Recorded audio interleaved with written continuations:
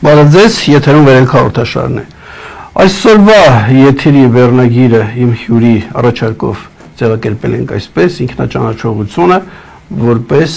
չգերազանցված զենք։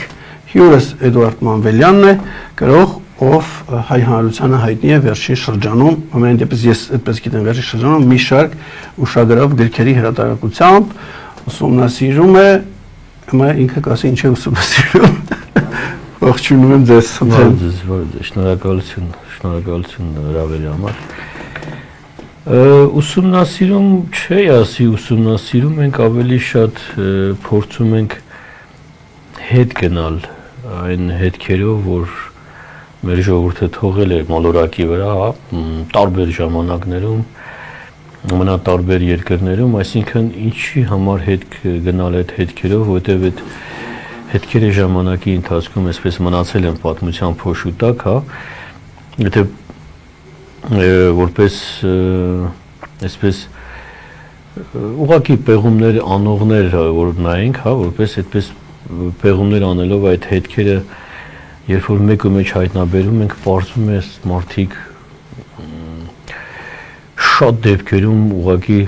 բեկումնային ինչ-որ բաներ են արել մոլորակի համար, համամարտկայինի մասին է խոսքը, ոչ թե լոկալ, ոչ թե ասենք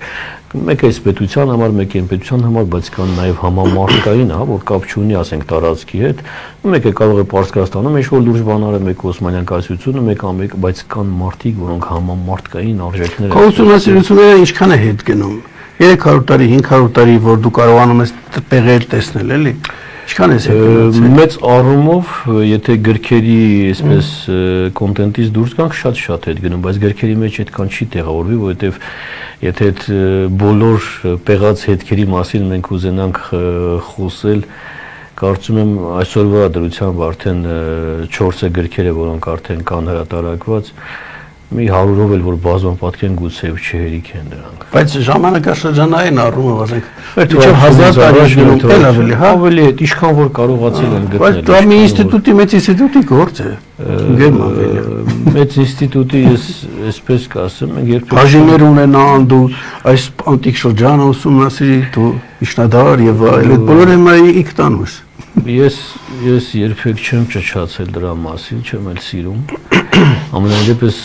սոցիալական հարթակներից այն կողմ չի անցել, այսինքն գովազդներ, պաստառներ, չգիտեմ ինչեր, այսպես եթերներ, չէ։ Իմացողներ են նեղ շրջանակը, որ գիտեն, YouTube-յան հետևորդներ, չգիտեմ Instagram, Telegram, այսպես, այսինքն սոցիալական այդ հարթակներում ինչ-որ կա, այդ տեղեկություններն է, բայց հանուն ճշմարտության ուղղակի, այսպես իմ անձը մի կողմ դրած, ցանկացած այլ անձի վերագրենք այս ամեն ինչը, սրա համար իհարկե չգիտեմ քանի ինստիտուտ պիտի աշխատեր եւ առնվազն քանի թարգմանիչներ պիտի աշխատեն։ Օտարակցությունները որովհետեւ հայերեն տեղեկություններ գրեթե չեն գտնվում եւ գումարած ինչ ֆինանսավորում էր պետք սրան, որը չկա, այսինքն ոչ թարգմանիչն ունենք, ոչ ֆինանսավորում ունենք, ասեմ ավելին, որևէ այսպես ինչ ասեմ, չեմ խոսում պատկան մարմինների մասին, նախ մի քիչ ավելի տարածական այդ բառը, պատկան մարմիններ, ես չգիտեմ կոնկրետ այսօրվա դրությամբ ում կարելի է այդպես համարել կամ չհամարել, բայց լուրջ հետաքրքրվողներ գրեթե, ասենք ինչ-որ մեկը զանգի ենթադրենք, չգիտեմ, դրսից զանգի ասի, բարի ձեզ պարոն Մանվելյան, ես չգիտեմ, միլիոնատեր մարդ եմ օրինակ եմար եւ ես սիրով կուզենայի ես գրքերը հովանավորել, թարգմանեին գոնե անգլերեն, որովհետեւ Սփյուռքում կան 100,000-ավոր մարդիկ, որոնք խոսում են գուցե անգլերեն, բայց կարդալ չեն կարող, Ռուսաստանում հայերեն չեն կարող կարդալ։ Թարգմանեին, այդ թարգմանությունները լուրջ աշխատանք են։ Իսկ ասենք պետական ինստիտուտները գիտահետազոտական որ կան, ես մոդել չկա այդ հետաքրքրությունը, ու ես կարող ասել ճիշտ չասեմ, Ակադեմիայի պատմության ինստիտուտը, արևելագիտության դրանք ինչ-որ իրենք է զբաղվում է, չէ՞, ինչ վիճակ է, հայտնի ֆիլմից հատված եք ասել, մենք ենք մեր սայրը գիտահետազոտական անուն է, այս ինչի հետևեք են գերել, չկան, Արթուր ջան, չկան, որևէ հետաքրքրություն չկա, այսինքն Բայց ինչ են անում համալսանից ինչ-որ մեկը չգիտեմ, այսպես 100 հատ պրոֆեսոր ունենք, 1000 հատ դեկան ունենք, չգիտեմ ինչ ունենք, մեկը սրա առուն է ջրում, մեկը նրա առուն է ջրում, ինչպես եղել է միշտ, այսինքն եթե դու հասել ես միտեղ եւ ուզում ես մնաս այդ տեղում, դու Պարտավորվում ես ջրել կամ նրա առուն կամ նրա առուն կամ նրա առուն, այսինքն նրա առուն պիտի ջրես, ով որ քեզ դեռևս թույլ է տալիս մնալ այդտեղ, հա։ Քեզ թույլ տվողը թույլ կտա ինձ կանչել այդտեղ, կանչես, թույլ չի տա, չես կանչ, այսինքն այնպես չի, որ իրանց ձեռքին է։ Ես վստահ եմ, որ շատերը կուզենային, բայց դպրոցներից շատ են հրավերներ եղել, բայց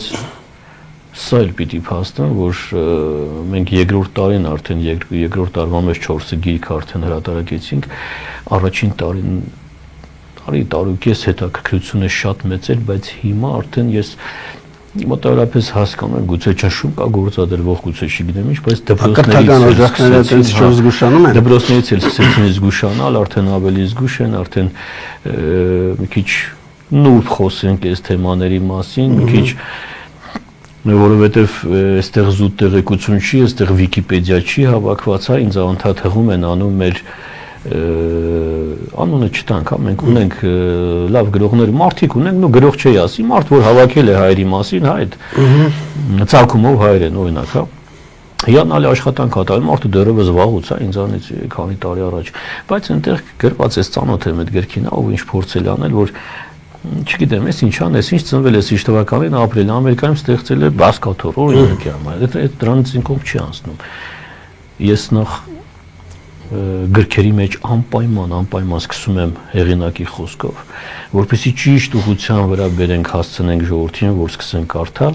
եւ կարդալուց հետո վերջացնենք վերջաբանով բացատրելու համար, թե ինչի համար է սա արվում։ Այսինքն 4 գրքում 100, 120, 130 ես այս բան չեմ կարող ճշգրիտ թիվ ասել, անուններ, որ մենք տալիս ենք, ինչի համար ենք այդ անունները տալիս, որ դուք կարդաք եւ իմանաք, որ չգիտեմ, ես ինչ անես, ինչ օրինակ շատ ուժեղ տղա էր ապրել, ԱՄՆ-ում շատ ուժեղ տղա էր ու վերջացավ ոչ։ Հիմա տեսեք, վերջին ժամանակներս գոնե 2020-ի ժամանակ, այդ խայտառակ օրերի ժամանակ, նաև ողբերգական օրերի ժամանակ բողոքում էին մոբիլիզացիա չկա, մոբիլիզացիա արեք, մտածում եմ, ասում եմ լավ։ Հանկարծ որոշում են մոբիլիզացիա հայտարարել, ինչը քիչ հնարավոր է իհարկե այսօր։ Այսինքն ինչ անել, բերեք զենք բաժանենք ամեն տանը, որովհետև վիճակը օրացական է, մեկ էլ տեսար, այս մի հարևանը կամ այն մի հարևանը հանցավոր համաձայնությամբ եկան, ես չեմ ասում, որ այն մյուս հարևանն էլ գուցե եւ գասենք, հա, չգիտեմ։ Հարևանների պահով այսպես մի քիչ ապահով չենք ամեն դեպքում։ Զենքը բաժանենք ժողովրդին, դուրը ծեցենք, ասենք բայ ձեզ, սա ձեզ ուշադիր եղեք, գուցե եւ փորձանք է սա որ կգա։ Ախր այդ փորձանքը մինչեւ հասնի տեղ։ Ժողովրդի կեսն մյուս կեսին արդեն գնդակը հարած կլինի։ Ես վստահաբար եմ ասում, այսինքն ժողովրդի ձեռքը զենք բաժանել եւ ասել նստեք, սպասեք, որ փորձանքը գա, դուք կրակեք փորձանքի վրա, մինչեւ փորձանքն հասնի իրենց դուր արդեն իրար կխփեն։ Իսկ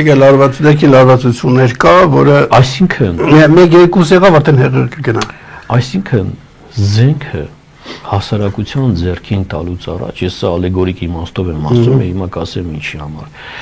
Դու պետք է սովորեցնես հասարակությանը զենքի վարվեցողության կանոնները։ Այսինքն 3 տարեկան երեխային դու բերես ցանթացնում ես, ասում ես գիտես ինչ տղաս, դու արդեն ոտքի ես, դու արդեն քայլում ես, դու արդեն կամաց ճանաչում ես աշխարհը, սևը, սպիտակը կամաց փոխվում են գույների, դու սկսում ես ճանաչել գույները, հա։ Հիմա դու ապրում ես մի երկրում, որտեղ այսպես բան կա, դու պիտի պատրաստ լինես այս ամեն ինչ, այսինքն նախապատրաստում ես։ Զենք ու տալիս ես բացատրում ես, եթե հասարակությանը նայենք որպես չձևավորված երեխա, ինչ կլինի, եթե մենք 5-6 տարեկան երեխաների ձեռքը զենք բաժանենք, ինչ կլինի։ Հիմա դες բացի այն, որ զենքի հետ աշխատել չգիտի, հասարակությունը դեռ պիտի որոշակի ինքնակազմակերպման, զարգացման փուլ անցած լինի, երկին խնդիրները կարգավորած լինի,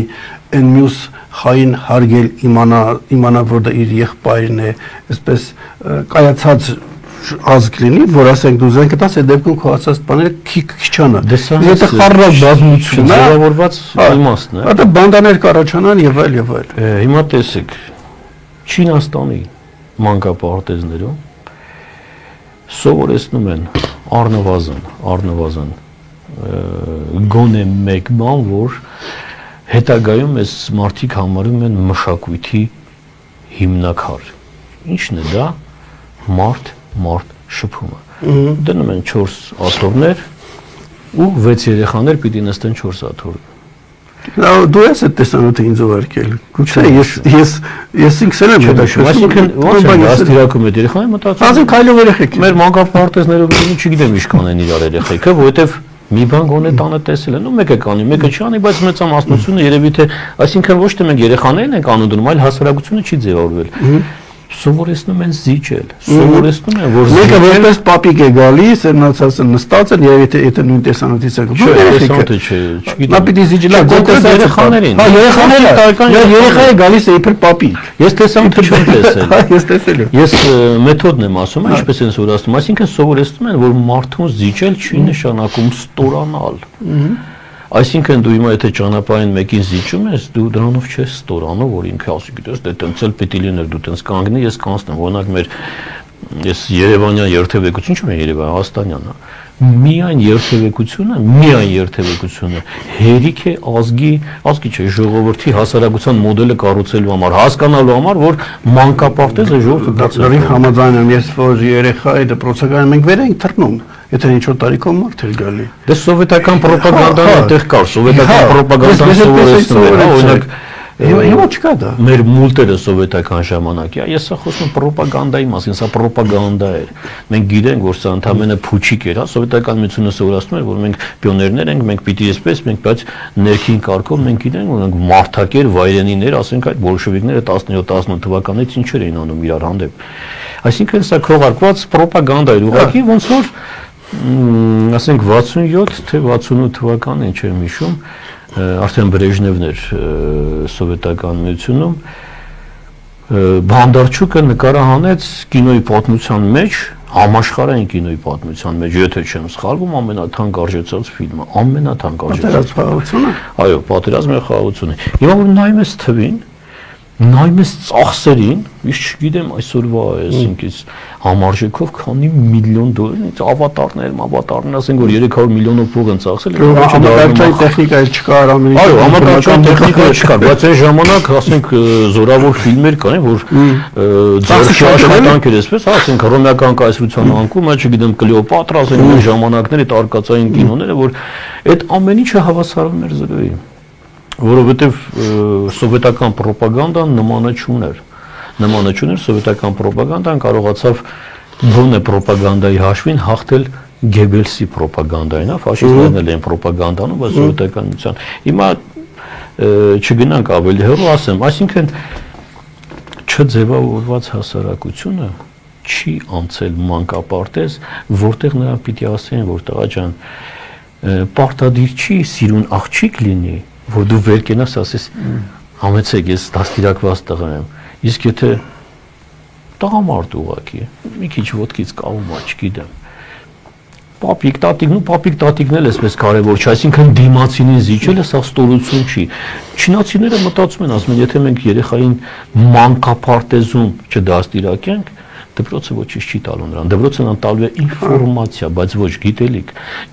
ինֆորմացիա չէ։ Մեր ժամանակ այսպիսի պատմություն էր շրջում, չգիտեմ որքանով է ճիշտ, մի տիկին գնում է պրոֆեսորի մոտ եւ ասում է 5 տարեկան երեխա ունեմ, ասեք ինչպես դաստիարակեմ, ասում են 5 տարի ուշացել ես։ Այդ դեռ սառնային վիճակում պիտի դաստիարակես, բայց 5 տարեկան չէր, արդեն 5 եմ լսել։ Չէ, խոսքը Մակարենկոյի մասին է, Ինչ ասել։ Այդ կինը բողոքում է անդադ, ասում է այսպես երեխան այսպես, ասում է ինչ տարիքի, ասում է ինչ տարիքի մասին է խոսքը 5-6 ամսական երեխայի, ասում արդեն 5-6 ամս ուշացել է։ Ամիսների մասին է խոսում Մակարենկոն, այսինքն երբ որ երեխան ծնվում, անում մի քիչ ծայրահեղություններից այսքան գանք էլի, կոնկրետ մանկապարտեզ։ Ասենք YouTube-ի ալիքում ինձ անդադ ասում են, ինչ մանկապարտեզ, ինչ վերացական, մեզ զենք ա պետք, մեզ զինամթերք ա պետք, բացատրում եմ։ Ասում եմ, տղեկ ջան, զենքը, որը դուք ուզում եք, զենքը, որը դուք գնում եք, ասենք, չգիտեմ, ռուսի դուրն եք ծեծում, հնդիկների դուրն եք ծեծում, պարսիկների դուրն եք ծեծում, մեզ զենք տվեք։ Նեղություն։ Եկեք հնդիկներին ու պարսիկներին բաց թողնենք, նայենք սովետական միությանը նախկին։ Գոյություն ունի այսպիսի մի արտահայտություն, համատեղ կյանքի ընթացքում ձեռք բերված գույք։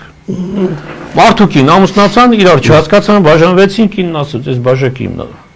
այս դրոշակը քեզ, բաժակը ինձ։ Հա, համատեղ կյանքում ենք։ Ստեղծել։ Հիմա եթե մնացած հանրապետությունների ես գործ չունեմ, որովհետև գիտենք, հա, ինչ կարգի եղավ, բռնի, գոնե պրիբալտիկան, թեկուզ մերն էլ միացումը։ Հա, այդ խորհրդային բռնի, հա, սովետականացումը։ Եկավ 91 թվականի դեկտեմբեր ամիսը Սովետական միությունը համարվեց պաշտոնապես քաղաքական դիակ, վերջ տանանթաղեցին, Գորբաչովը մնաց գործազուրկ, երևի մի հատ էլ բաներ ստանում են, ինչա, նպաստ բաներ ստանում, հա, մարդը մնացել էր գործազուրկ։ Հիմա Սովետական միությունը չկա, մենք Սովետական միության հետ ունենք համատեղ կյանքի ընթացքում ձեռք բերված գույք։ Նայում ենք, ասում ենք սիրելի Կրեմլ, եկեք հետ գնանք 1917 թվական ցարի հետ գործ չունենք։ Դեռ չեմ խոսում ցարի մասին, որովհետև մենք գիտենք, հա, ցարի ժամանակ ինչ անուններ, ինչ գեներալներ, ինչ էր, կարևոր չէ, այդ ամենը չթողնենք։ Գոնե բոլշևիկներից ենք սկսում։ Հա, մի ցարի ժամանակ ամուսնացած չէինք։ Հա, փաստաթղթ փաստացի ամուսնացած չէինք, այն ժամանակ բռնազավթված էր։ Քաղաքացիական էր, ասես։ Հիմա 17 թվականին դու մեզ բերեցիր, առաջին հանրապետությունը քանդեցիր, ջարդեցիր, տղեկին տարար լցրեցիր բերդերը, որին սպանեցիր, որին գնդակարեցիր, սովետականացրեցիր Հայաստանը։ Ասեցիր դու սովետական Հայաստան ես, գերբ ունես, չգիտեմ ինչ ունես, այդ հիմնել կարող ես ունենալ, հա, ասենք քո համար։ Լավ։ Եկեք նայենք 17 թվականից վեր, ինչ արեց այս փոքր տարածքով եւ թվականակով փոքր ժողովուրդը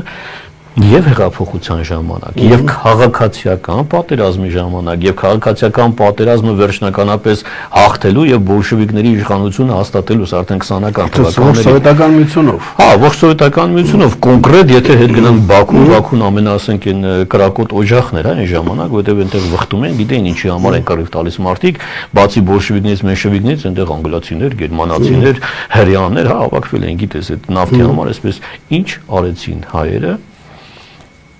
մինչև պատերազմը 41 թվականը, որին ռուսները կոչում են հայրենական պատերազմ, ոչ մի լոգիկայով չեմ հասկանում, դա ինչ հայրենական, բայց այդպես էր Սովետական միությունը, оставалась страна огромная, оставалась на смертный бой, այդ ռոպագանդան ինչպես էր աշխատում։ Мой адрес не Домини улица, мой адрес Советский Союз, այդ ռոպագանդան աշխատելով գնում էր։ Եկեք հետ գնանք հասկանանք, դուք որ 41 թվականին Հիտլերը հարձակվեց Սովետական միության վրա, չգիտեմ, այդ Մոլոտով, Ռիբենտրոպ, այդ թողնենք այդ ամեն ինչը, այդ պակտերը միշտ ստորագրվել են խախտելու համար, որովհետև Հիտլերը 100 պակտ էր ստորագրել, 100-ն էլ խախտեց։ Նույնն էլ Ստալինը։ Ֆինլանդիայի վրա պիտի չհարձակվեր, Մերձ Բալտիկայի վրա պիտի չհարձակվեր, բայց բոլոր Լեհաստանը պիտի պայել, Չեխոսլովակիան վերջապես տվեցին գնաց, հա, հենց այնպես եւ գիտես, անգլիացիները տվեցին, ֆրանսիացիները տվեցին, Մուսոլինիի հետ մի հատ էլ հանցավոր համաձայնության եւ Հիտլերի հետ այդ Մյունխենյան այդ դավաճանություն կոչվածը։ Հարձակվեց մարդը Սովետական միության վրա եւ 41 թվական գոնե Յոլյան Համոյին ասենք, մի հոգի մարդու անուն, Յոլյան Համոն։ Նախ այդ ZIS-2 թնդանոթները սարսափելի զորավոր գործիք են ժամանակ, չգիտես ինչ պատճառներով, ես դրա պատճառները չգտա, ինչքան էլ հետ գնացի չգտա արխիվներում ինչի համար, Ստալինը արգելել էր դրանց արտադրությունը, դեռևս 40 թվականին։ Յոլյան Համոն գործանի տնօրենն էր այդ ժամանակ։ Որ քաղաքում էր։ Դա հիշում ես էլի։ Լավ։ Մերձ Մոսկովյան ինչ-որ մի քաղաք էր, ես բան չեմ հիշում, գրքում կա դրա մասին։ Երբ որ պատերազմը սկսվում է, Յոլյան Համոն պարզվում է պահել է բոլոր գծագրերը, հա, ինչը որ Ստալինը արգելել էր, այսինքն գնդակահարության հոդված կար Յոլյան Համոյի վրա։ Յոլյան Համոն առանց թույլտվության Կրեմլի սկսում է ZIS-2 թնդանոթներ, պատկասում ես, չէ՞, ZIS-2-ներ են երկար որ կար ու հասնում է Ստալինի, որ այս մարդը գիտես պատերազմի վերջում խոստովանում է ինքը, ասում է Յոլյան Համոյի անհնազանդությունը մեզ օգնեց առաջի այդ։ Հետո Յոլյան Համոյին կանչեց, ասես դու խելացի տղա ես, պատերազմը վերջացել է, բայց այն փողկապներ վաճառող Հարի Թրումենը մի քիչ խելոք չի մնում, այս վտանգ կա, հա։ Պենտագոնում իմիջիայլոց Հարի Թրումանի ժամանակ Ռուզվելտը մահացավ 45-ի մայիսին, հա։ Յալթայից հետո մահացավ Ռուզվելտը։ Պոտսդամում երբ որ հանդիպեցին վերջին անգամ արդեն Թրումենն էր։ Թրումենը այն ժամանակ գցեցին ատոմային ռումբը ճապոնացիների վրա, Ստալինն էլ կամաց պես զգուշացրեց, ասեց զգուշ եղի, հաջորդ հարվածը քո գլխին պիտի գա։ Իմիջիայլոց Պենտագոնում 30 թե 40, եթե չեմ սխալվում, սովետական քաղաքների ատոմային ռմբահարման նախագիծ էր գծված։ ԱՄՆ-ում մարդիկ գծել էին, պատրաստել էին, որ պիտի այսպես լինի։ Կանչեց Յուլիան Համոյին, ասեց խելացի տղա ես, մի բան մտածի, որ Կրեմլի սահմաններով մեկ մի հատ ծիտիկ չմտնի ներս։ Ես սա առաջին պաշտպանություն հոբ համակարգը, որը պաշտպանում էր Կրեմլը։ Ես այս զուգահեռները երբ որ բերեմ 2020 թվական, հոբ չունենք։ Բան չունենք, ինչ էին ասում այդ անօթաչու թրջող այդ աթեզ կոչվածները, հա։ Հիմա տես ինչ եմ ասում արդյոք, զարմանալի մի բան։ 1939 թվական 39 Ես ինչքան էլ որ փորփրեցի 39-ից ներքև չկարողացա իջնել եւ չեմ կարող պնդել 39 թվականին կար նման բան թե չկար։ Այսինքն ոչ թե նախագիծ, ոչ թե ինչ-որ գծագիր, այլ աշխատող տարբերակ նման բան կար թե չէ 1939 թվականին Լենինգրադի օդանավակայաններից մեկից կարծեմ B1 թե B2 էր կոչվում այդ ծանր ռմբակոծիչը ռուսականը, չեմ կարող ճիշտ անհիշել, օդ բարձրացավ 1939 թվական։ Հիտլերը արդեն մտել է Լեհաստան։ Հոկտեմբեր ամիսն է կարծեմ։ Սեպտեմբերի 1-ին մտավ Լեհաստան։ Օդ բարձրացավ գերծանր ռմբակոծիչը, կատարեց մարտական պայմանական առաջադրանքը եւ բարեհաջող վայրեջ կատարեց առանց օդաչուի 39 թվականին օդաչուն կատապուլտ էր արել ոչ սա առաջին անօդաչու թռչող չկար առանց օդաչուի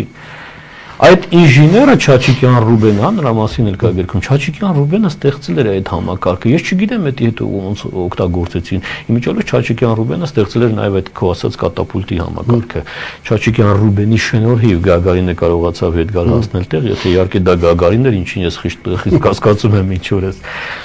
ես սա փոքր բանն եմ ասում գիտես հետո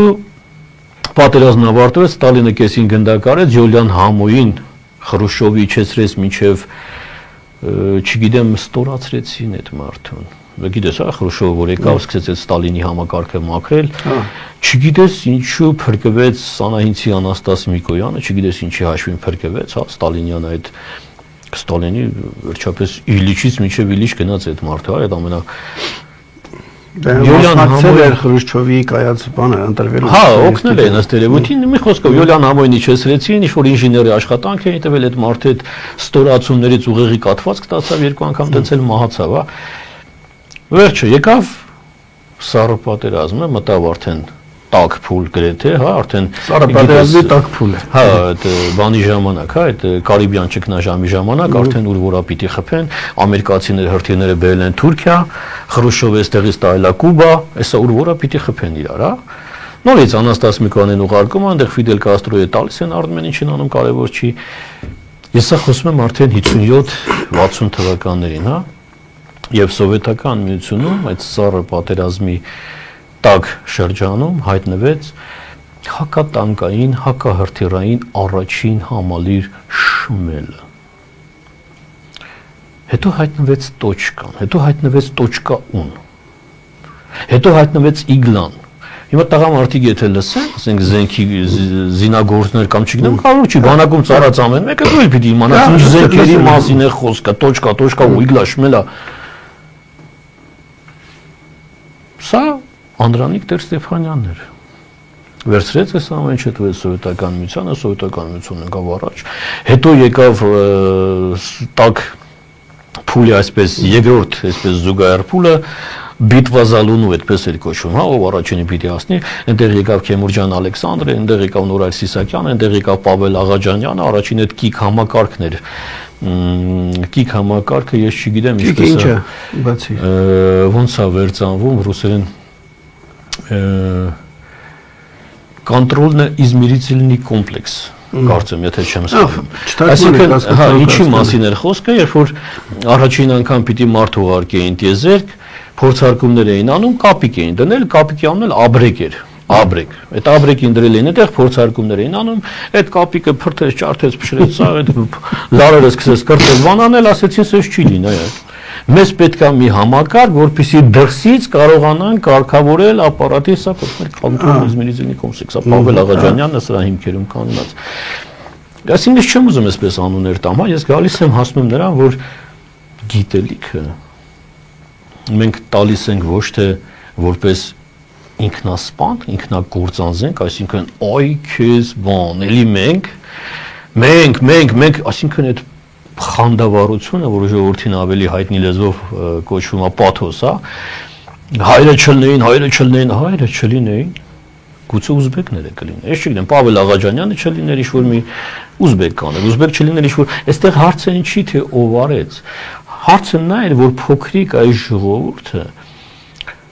ցարական Ռուսաստանից անցել ենք արդեն, չենք խոսում դրա մասին, բայց բոլշևիկներին անընդհատ փրկում էր, ինչ-որ անընդհատ են ամենանեղ բայրին եւ վերջապես ռուս անկախ պատմաբանները, ես ինքս եմ նայել հաղորդում, եթե հետաքրքիր լինի, ես քո հաղորդման տակ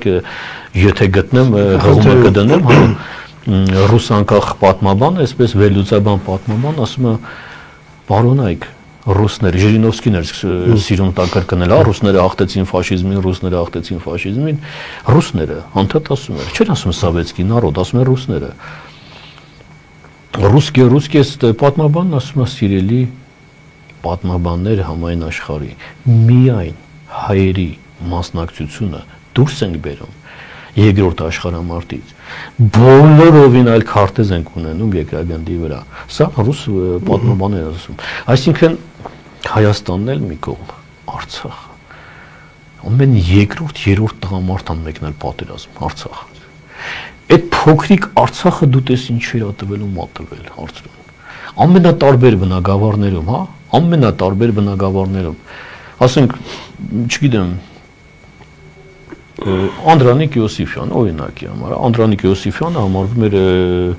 էլեկտրոտեխնիկայի, ասենք, գլխավոր ուղեղ այդ հրթիռներ, չգիտեմ, այդ տեզերանավեր, այդ ամեն ինչի էլեկտրական։ Իպինչալոց Հայաստանում այսօր մենք ինչ ունենք, այս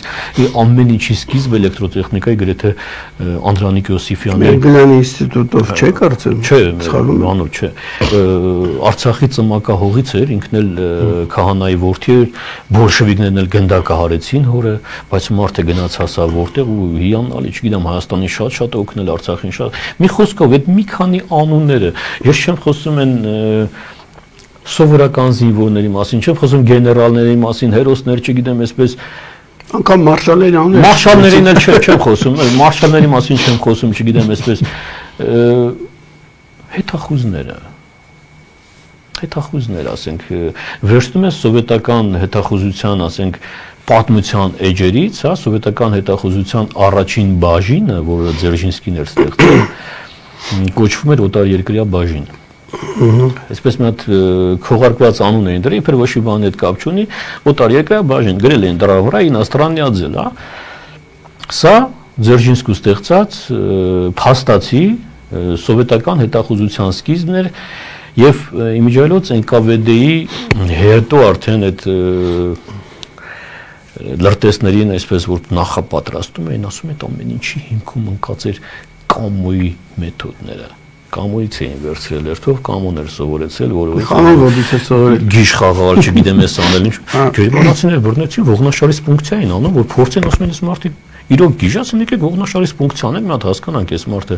բացարձակ ոչ մի ծպտուն, ոչ մի բան։ Ու կամոյի մեթոդներով էին սովորեցել NKVD-ի չեկիստներին, ասենք ոնց չհանձնվել, անուն չտալ, ասենք ցավ չզգալ, էմոցիա չունենալ։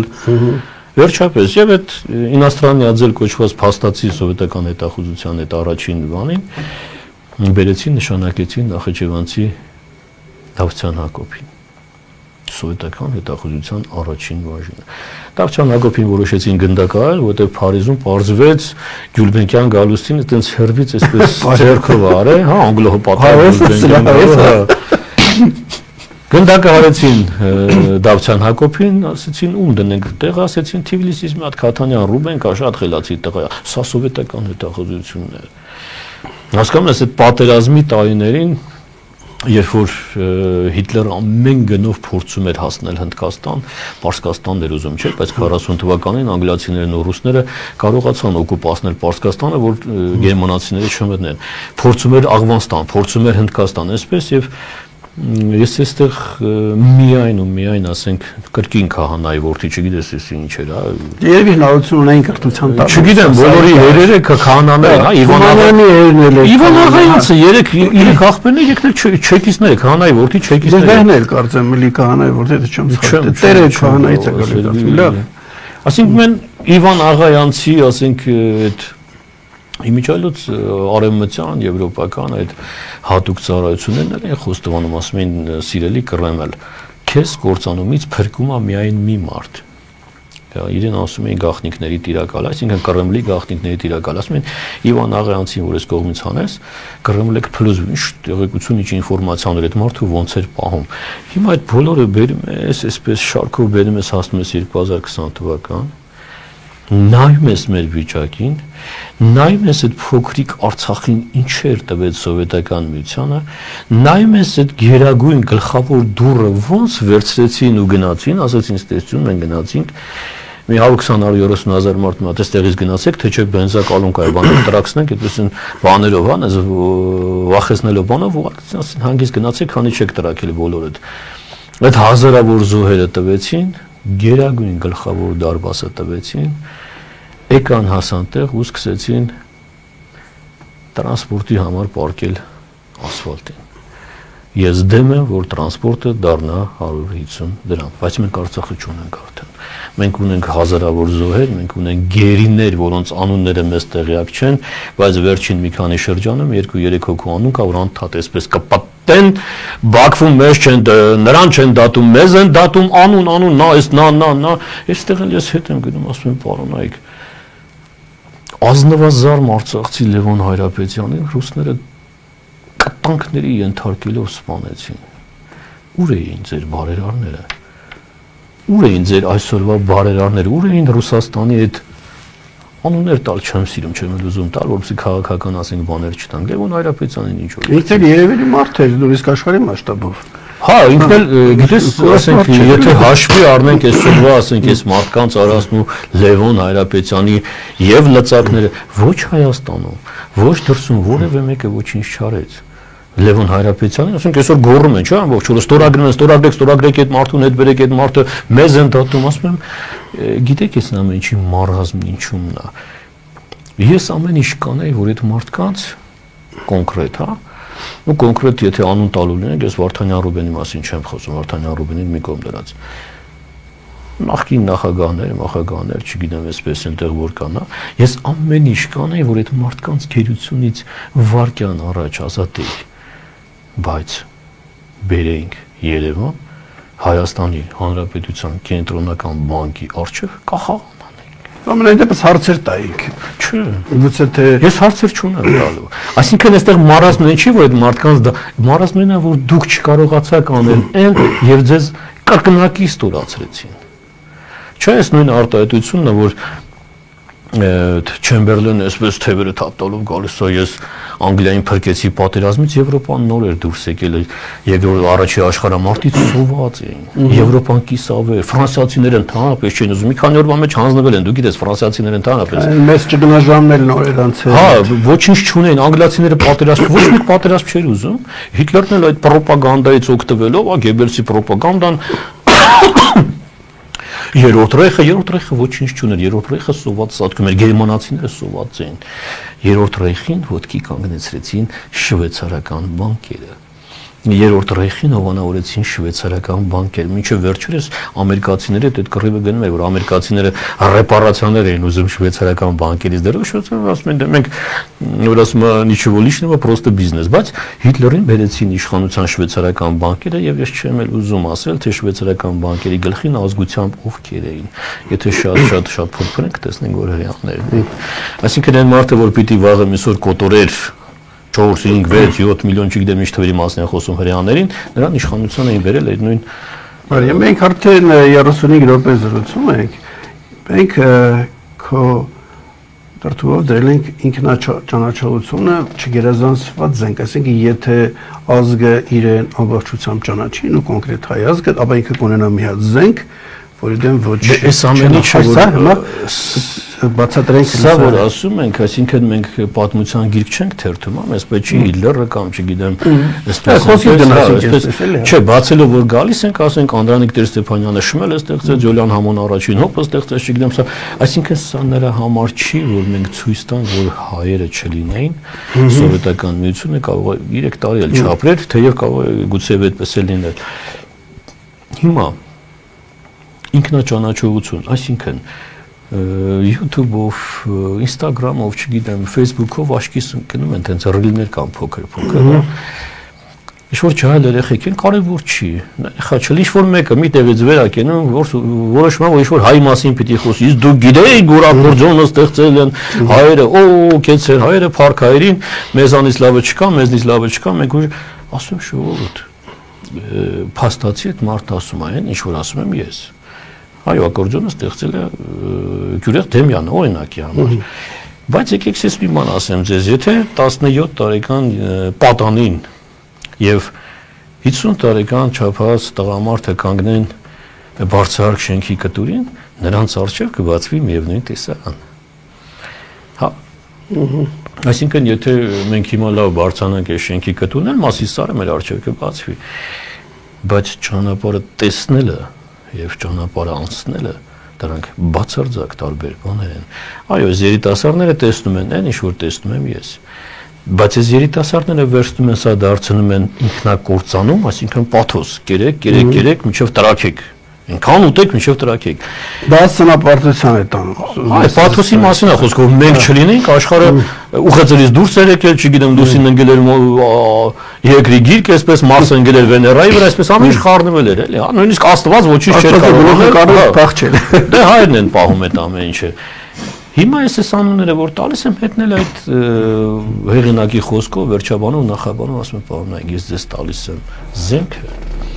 բայց ի տարբերություն այս երեխեքի կամ նրա, ես ձեզ սովորեցնում եմ զենքի հետ վարվեցողության կանոնները։ Այսինքն դու պիտի իմանաս, որ ես սա տալիս եմ ոչ թե նրա համար, որ դու վերցնես կրակես քո ճակատին, որպես պաթոս։ Դու վերցնես սա վերլուծես եւ ճիշտ հարցը տաս։ Էյնշտեյնի ոսկե կանոններից մեկը եզրափակվում էր այս արտահայտությամբ, ասում էր ճիշտ հարցը գտնել էր պետք։ Ոնց ստացվեց, որ հազարամյակների պատմություն ունեցող ժողովուրդը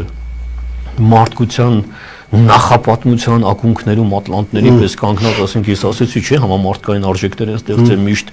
մոլորակի ամեն կետում հայտնվել են, մեկը այս ազգի ազգային հերոս, մեկը այն ազգի, մեկը չգիտեմ, անգամ նախագահները Էմերտեն ստեղծեց, մեկը չգիտեմ, էսի ստեղծեց, մեկը էս արեց, հա, այսպես բժիշկներով, բաներով, ոնց ստացվեց, որ Լեն ու Բոլդարում 5-6 տարվա կամ ինչպես դուք եք սիրում ասել 30, 40, 60, 70 հազար տարվա պատմությունը դեռ դինոզավրերից առաջ ունեցող ժողովուրդը եկավ հասավ Լեն ու Բոլդարում անասելի աղետի, քերագույն գլխավոր դարպասը վերցեցին գնացին, իսկ ժողովուրդը վերադարձավ տուն, ասենք որ դու տունն էլ նստած էր։ Երեխեքը մնացին այնտեղ չեկան, Գերագույն դարպասը տարան, մենք էլ որոշեցինք, որ կարելի 100 դրամի համար, մի 50 դրամի համար։ Այստեղ հարցը դրամը չի, որովհետև անպայման կհակադարձենք, ասենք, քո համար ոչ մի բան է, մեր ասում որ մի դրամն էլ, 2 դրամն էլ մարդիկ աշխատում են, խոսքը սրա մասին չի։ Խոսքը արժեքների գնահատման մասին, այսինքն 50 դրամ տրանսպորտի թանկացումը այս ժողովրդին կարող է հասցնել մի շիլաշփոթի, բայց գերագույն գլխավոր դարպասը վերցեցին գնացին, որևէ դեսպանատան արչև, որևէ ծայրահեղ որևէ չգիտեմ ինչ չեղավ, որևէ կոչ, որևէ չգիտեմ ինչ, որևէ գիտես Տիգրան Մեծի աները Միհրդադ եւ Պատոր 6-րդ մասին վեպը շուտով կավարտեմ թույների արքային չէ, ասում դրան, ասենք ամեն անգամ մի կես գրամ խմում էր, ասում էր չթույնեն հանկարծ վերջապես այդ դոզան ես ունենա։ Վերջում եք ուզում եք թույնը չկարողացավ։ Վախենում էր, այդ մարդու ֆոբիան էր, էլի, հա։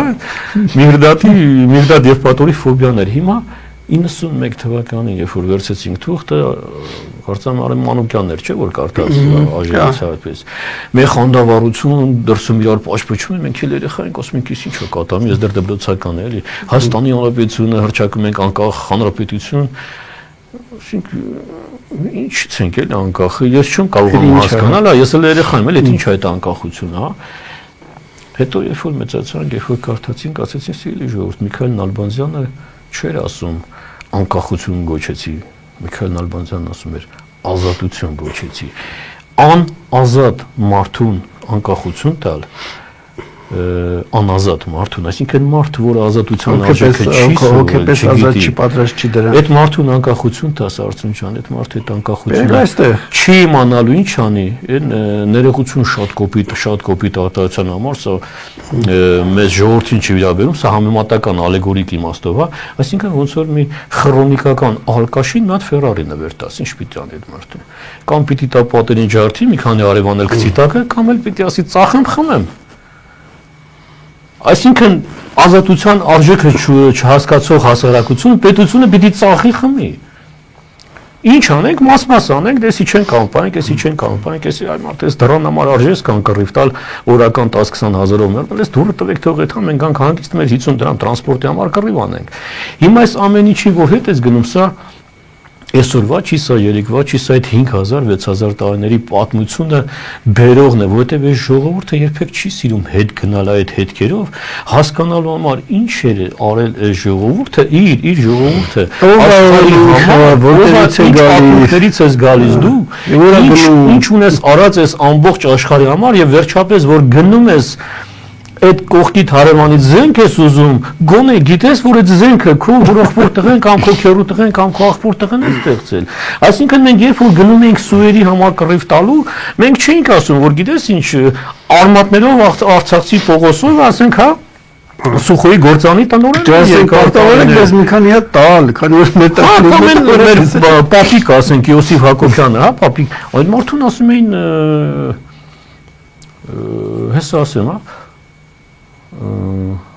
создатель современного ПВО, այսինքն այդ մարդն հրթիռները ասում է, այս մարդը հրթիռներին սովորեցրեց մտածել, այդ ինքնակառավարման հրթիռները, այդ Յոսիֆ Հակոբյանը կամ այն բանը Ռոլան Մարտիրոսովը, մեր լրագրողներից մեկն էլ ես չեմ ուզում անունը տալ ուղղակի, գնացել էր հասել էր Մոսկվա, այդ մարդուց հարցազրույց էր վերցել Սու-34, ասենք Սու-34-ը վայրենի, ահա որ մի զենք, հա, վերջում էլ ասում է ես հպարտ եմ, մեր լրագրողն ասում է ես հպարտ եմ, որ հենց մեր հայրենակիցն է Ռուսաստանի Դաշնությանը դարձրել այսպես ապահով եւ այսպես Հիմա ուզում եմ լրագրողին կանչել ասել հիմա էլ է հպարտ։ Այսինքն մենք որ գնենք Սու-34 առնելու, մենք որ գնենք հոп առնելու, իմջալոց ռուսական աղբյուրները նշում են, ռուսական աղբյուրները, ես ամբողջ հղումները կարող եմ տալ եւ գրքում կա ժամանակակից այս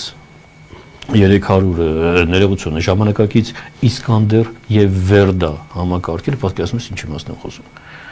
Իսկանդեր եւ Վերդա համակարգերը աշխարհի համար սրանք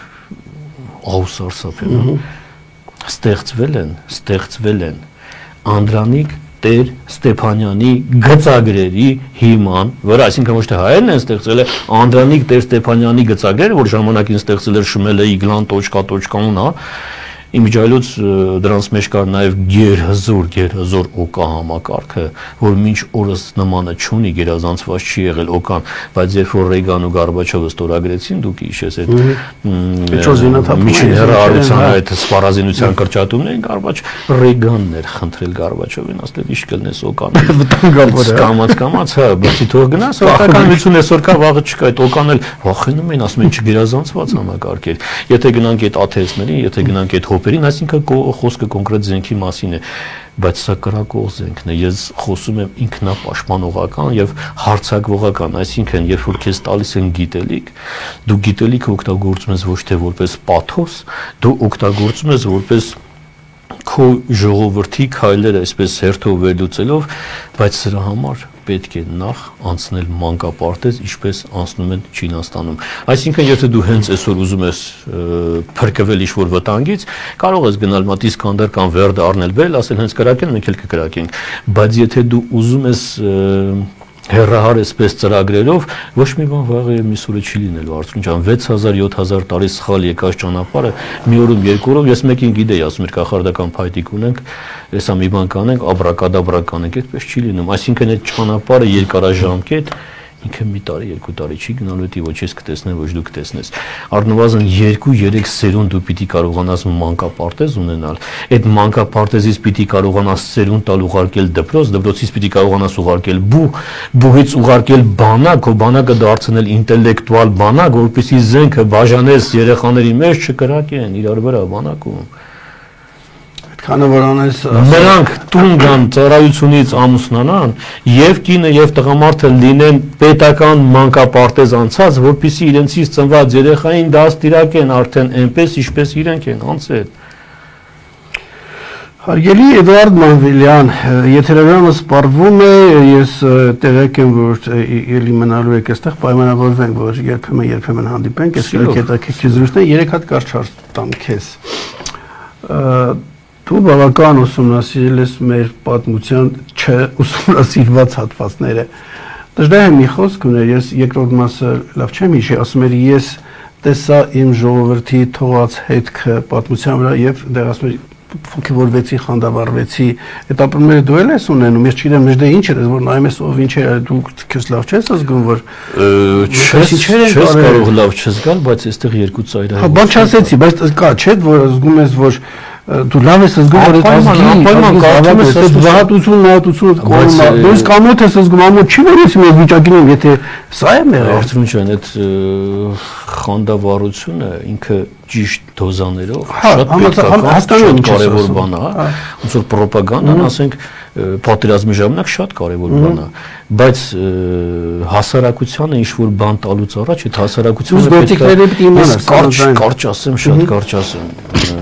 Ամերիկյան դպրոցներից մեկի բակում շատ կարճ ասեմ համացությունը։ Երկու խանութներ կան, երկուսն էլ վշակեղեն էին վաճառում։ Սա 1900-ականների կեսերին։ Դպրոցից դուրս ես գալիս, ձախիդ վրա մի խանութ, աչիդ վրա մի խանութ։ Երկու խանութներում վաճառում էին նույն քաղցրավենիքը, նույն գներով։ Գնային տարբերություն գոյություն չուներ։ Տեսականու տարբերություն գոյություն չուներ։ Վաճառողները բարեհամբույր, ուղղակի ասենք կոշտ կոպիտ այսպես բան գոյություն չուներ, բայց ընդամենը 1-2 ամիս անց խանութներից մեկը փակվեց, որովհետև այսպես կենցաղային լեզվով ասած տակ տվեց։ Հիմա նույն գինը, նույն աշխատողները, նույն բարեհամբույրը, նույն ամեն ինչը ոչ մի բան չի հուշում, ասինքն ինչի համար էս մարդը տակ տվել, ինչ արել։ 20 իմիջիալոց մի լրագրողի հետաքննությունը, հետո սա մտավ հոգեբանության մեջ։ Ես լրագրողին շատ հետաքրքրեց, վերակենում գնում հետաքննության, ասում ինչ է եղել այստեղ։ Ասում էր, որ երեխաները գալիս էին 300 գրամ քաղցրավենիք առնելու, երկուսն էլ ժպտում էին։ Բայց խանութը, որ փակվեց ցախ կողմի, ասում է վերցնում էր այդ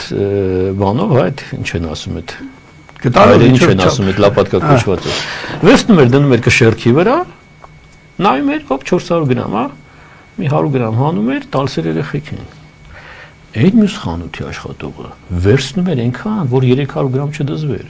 Դնում էր 200 գրամ, հետո 50 այսպես ավելացնում էր։ Ասում երեխեքը մտածեցին, ասի ես այստեղ ավելացնում, իրականում նույն քաշն էր,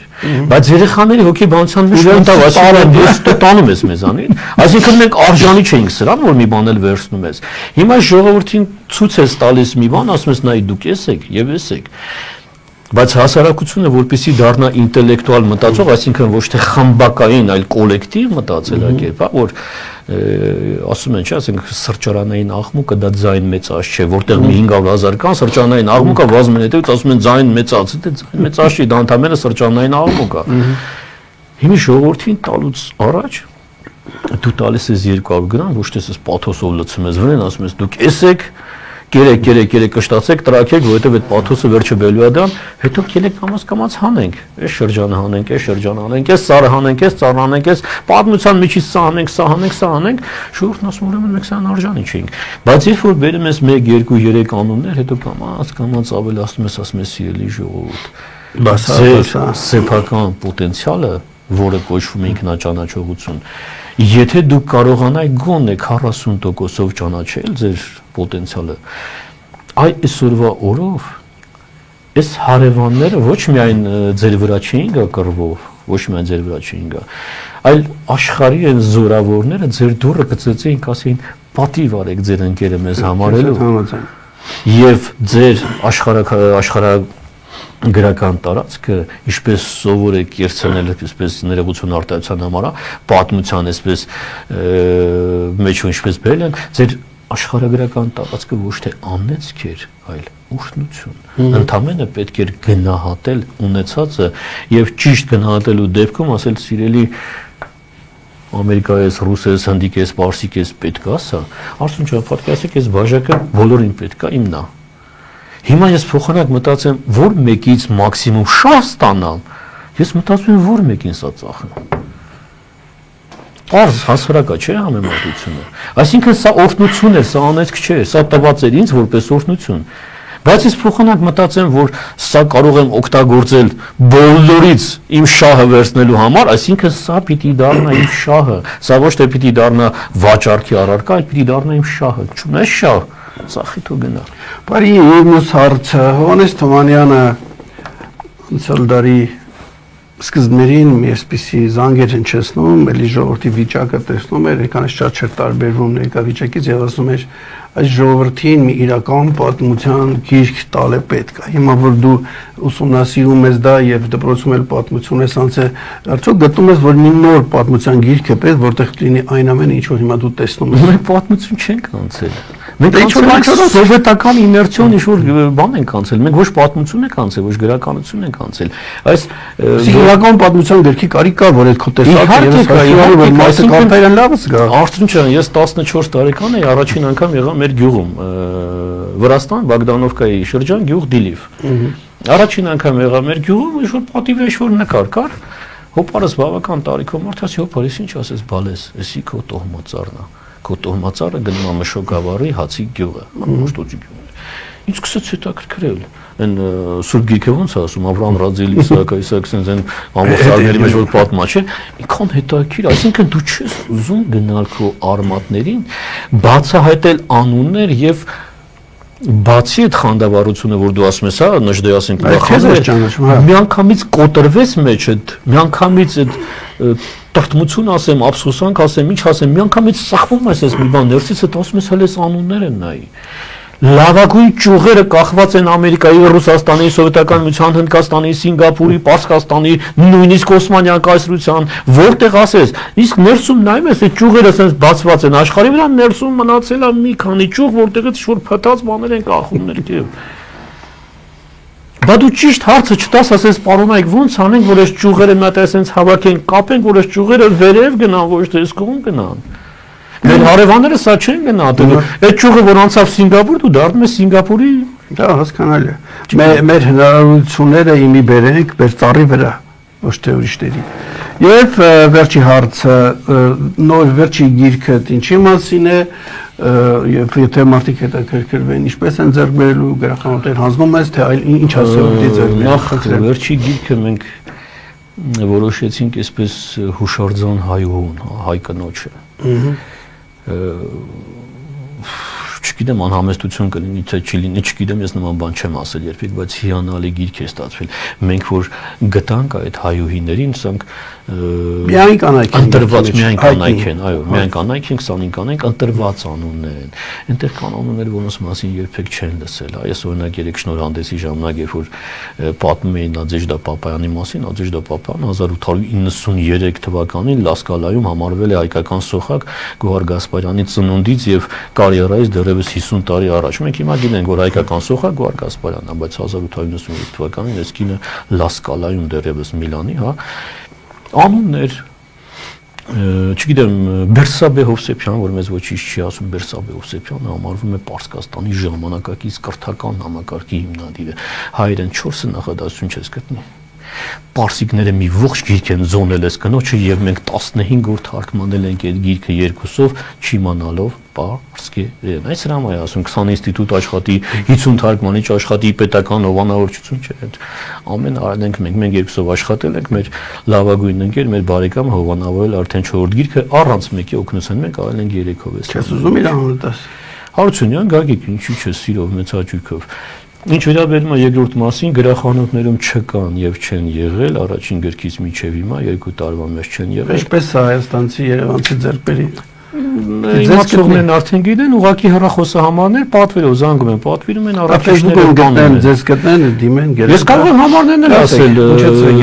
098 90 63 78 կամ 096 99 62 62 այլ տարբերակ չկա, այսինքն եթե ինչ-որ մեկ ինչ-որ տեղից այդ գիրքը ձեռք բերի, այսինքն առնի փողը տա առնի, նշանակի որ ինչ-որ մեկը խախտել է մեր հեղինակային իրավունքը, որովհետև չկա ոչ միտեղ վաճառքի իրավունք տրված չէ ոչ հրատարակչին, ոչ,